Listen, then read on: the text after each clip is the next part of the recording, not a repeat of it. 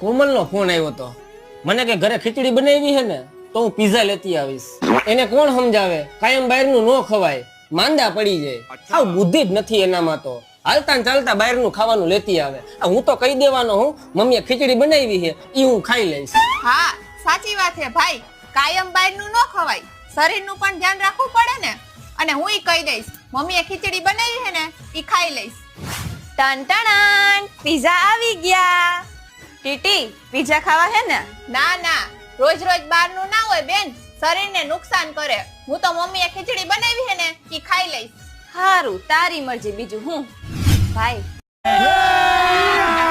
अभी मजा आएगा ना भिड़ो. પિઝા હવે તું લઈ આવી જ છો તો ના થોડી પડાય મારે. અને આમ પણ પિઝા મારા ફેવરિટ છે.